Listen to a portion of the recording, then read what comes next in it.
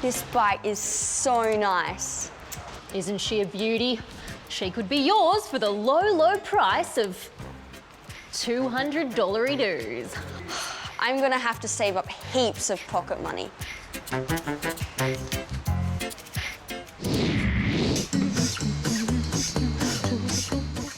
All right, it's taken a year of chores, but I've saved up exactly $200 and I'm ready to buy that bike.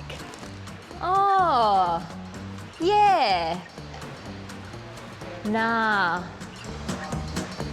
Mate, I hate to break it to you, but this bike is now going to cost you $206-dollary-doos. But why? Well, inflation.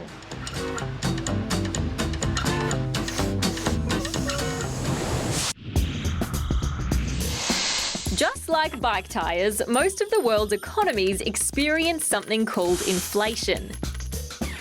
Inflation happens as the demand for goods and services changes over time, and it's the reason stuff slowly gets more and more expensive. In countries with stable economies, like here in Australia, a bit of inflation is generally considered a good thing. Our rate of inflation hovers around 2% per year, which isn't much. And as the cost of stuff slowly increases, the amount of money people earn usually rises a bit too. Hey, Mum. Yeah? I was thinking about my pocket money.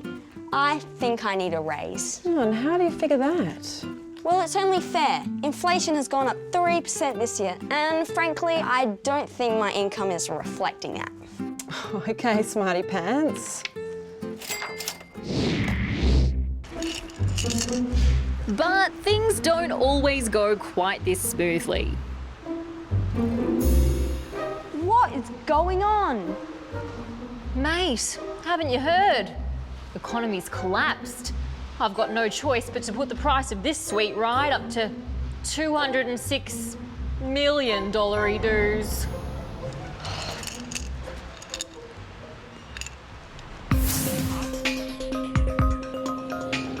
In economies that aren't so stable, inflation can spiral out of control, almost overnight. And that's exactly what's happening over in Venezuela.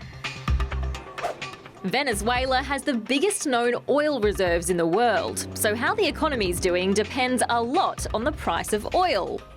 When prices were high, there was plenty of money to go around. But then oil prices went down. A lot. And money was suddenly a lot harder to come by.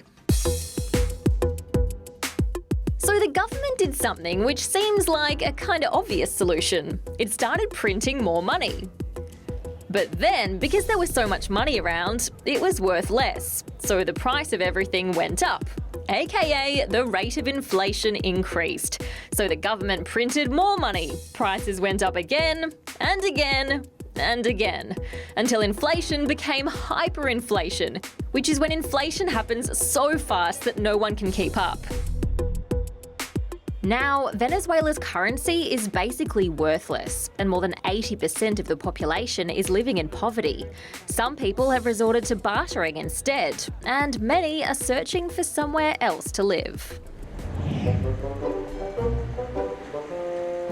Luckily, here in Australia, our economy's pretty stable. It's very unlikely we'll have a problem with inflation anytime soon.